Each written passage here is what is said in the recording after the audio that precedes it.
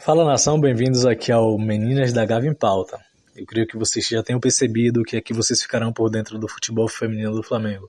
Então, se você é flamenguista, se você é entusiasta do futebol feminino, abrace essa oportunidade de fortalecer cada vez mais nosso futebol feminino.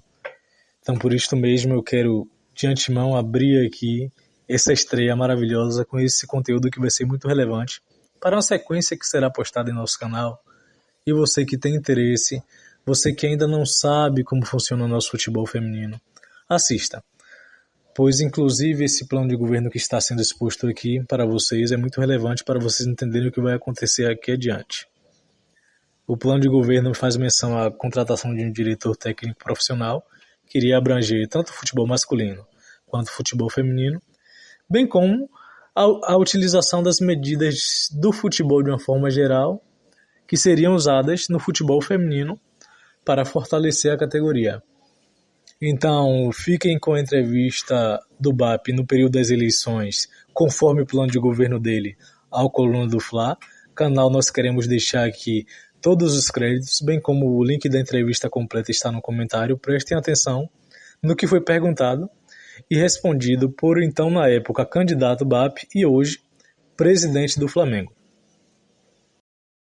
Tem uma pergunta importante, que aí tá aqui, você também fala aqui no seu PDG de futebol feminino, e hoje, assim, não é uma crítica à gestão, tá? Porque até quando a gestão entrou lá já era assim, e talvez, de alguma maneira, foi confortável manter dessa... É aquilo que você tava colocando, a questão da prioridade muitas vezes, é muita coisa, e o futebol feminino hoje ele tá com a Marinha, né? A gente tem uma parceria, então tudo é meio dividido, locais de treinamento, jogos, etc., E a minha pergunta é o seguinte, tudo que a gente está conversando aqui sobre o futebol profissional, e aí categorias de base, né, diretor e tal, também vai ser estendido ao futebol feminino, e o futebol feminino, diferente de hoje, sairia do guarda-chuva dos esportes olímpicos, iria também para o departamento de futebol do Flamengo?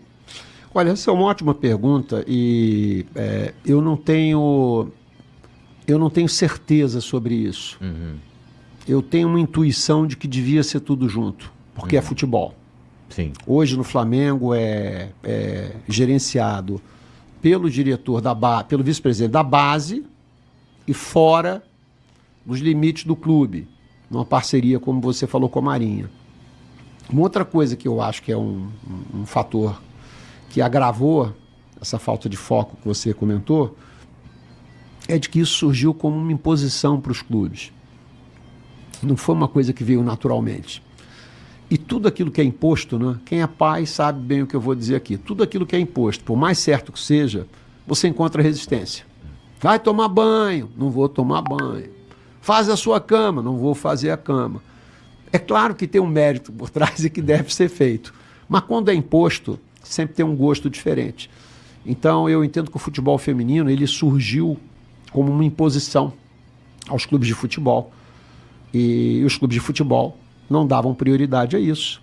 Os esforços e os recursos são voltados para o futebol ou para outros esportes que já estão lá na fila há muito tempo. Então, você tem um desafio natural. Mas eu tendo a acreditar, e eu preciso ser convencido do contrário, eventualmente por esse diretor técnico. Se ele conseguir me convencer, tudo bem, mas eu entendo que é opinião só. Uhum. Né? Eu vou ouvir o que o diretor técnico acha, mas a minha opinião é de que eu não quero disputar absolutamente nada que o Flamengo não tenha condição de vencer. Essa história que o importante é participar, para o Flamengo não é importante participar, não. O Flamengo é importante é vencer. Ganhar ou perder é da vida. Sim. Você não vai ganhar tudo. Mas dizer que a gente vai entrar para fazer figuração, para chegar em 8º lugar em qualquer campeonato, sinceramente eu prefiro não competir. Eu acho que isso não é Flamengo, minha opinião. Esportivamente, eu acho que o futebol tem que estar debaixo do futebol. Mas eu entendo que tem uma coisa de busca de recursos, de incentivos para o futebol feminino que não tem o mesmo DNA do futebol masculino. Por quê? Porque não tem a mesma audiência. Também. Não, isso é um problema, é muito mais parecido com os esportes olímpicos, Sim. o processo de geração de recursos, Entendi. do que com o futebol propriamente dito. Né? O perfil da modalidade. Você olha tênis masculino e feminino no mundo, esportes em geral no mundo, né? O esporte feminino, ele padece de audiência ou de um processo de marketing que monetize o produto. É um desafio. É um desafio. Então, vai ter gente que vai te dizer, tem que ser separado, porque são diferentes. E vai ter gente que, como eu, que pensa que tem que ser junto, porque senão jamais vai ser igual. Qual o veneno que você quer? Qual que você quer tomar? A diferença entre o remédio, o veneno e a dose. Na minha opinião, o futebol feminino devia estar junto com o futebol. Ainda que fisicamente não esteja na mesma localização, mas eu entendo que devia ser tudo supervisionado por uma área só. E ainda que haja uma parceria, eu acredito que você tem uma parceria só para você competir, para cumprir por um preceito legal, com a camisa do Flamengo, me parece limitado. Então, gente, é uma sequência muito importante porque após essa exposição aí de opinião e margem deixada para a decisão ser do diretor técnico profissional que viesse adiante, né? Até então nós não sabíamos que era o José Boto, só parava a expectativa no ar de quem seria o nome, como seria cuidar do futebol feminino num todo. Essa foi a resposta do BAP ao canal Coluna do Fla, e logo em seguida nós vamos ouvir, até então nós não sabíamos que seria o Boto nesse período dessa entrevista, ok? Esse vídeo aqui é pós-eleição, o BAP já tinha sido eleito presidente do Flamengo, e o José Boto ele respondeu, né, a pergunta do Fla Voz, né, queremos deixar todos os créditos aqui, a antiga Fla TV e atual Flamengo TV, onde ele vai tirar nossas dúvidas nessa época em relação a como seria cuidar do futebol feminino. O futebol feminino não é a minha área, no tempo não tenho capacidade para gerir, porque não é que o futebol seja diferente, são coisas completamente diferentes, em que não conheço as jogadoras, não sei quem é que são os melhores jogadores do mundo, ou não conheço os treinadores, portanto não é a minha área. A base vai ser a minha área. Então, gente, aqui deixo os créditos do vídeo para a antiga Flá TV, atual Flamengo TV, bem como também crédito pela essa maravilhosa pergunta feita pelo Flavoz, né? No qual, a partir dessa resposta do Boto, ficou claro pra gente que ele iria assumir apenas de uma forma integral o futebol masculino. Nossas dúvidas foram sanadas, mas pairou a expectativa. Quem iria assumir?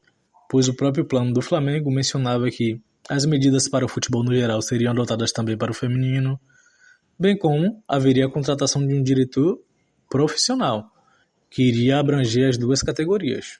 Então, se esse que veio específico para masculino não iria assumir o feminino, a lógica seria chegar a um nome novo para assumir essa pasta, pois o então diretor estatutário Zanelli, que assumia a pasta num todo, tinha sido exonerado, a parceria com a Marinha tinha sido rescindida, então aí parou a expectativa. Como ficaria estruturada essa pasta? O que foi que aconteceu de lá para cá? Quem foi esse profissional que assumiu? Quais foram essas metodologias que são usadas no masculino para o feminino? Lembra que eu falei que esse vídeo seria muito importante para uma sequência? Eu espero que no próximo vídeo nós contemos com a tua audiência aqui. Caso você gostou do nosso conteúdo, deixe seu like, se inscreva em nosso canal e também peço uma coisa que é muito relevante.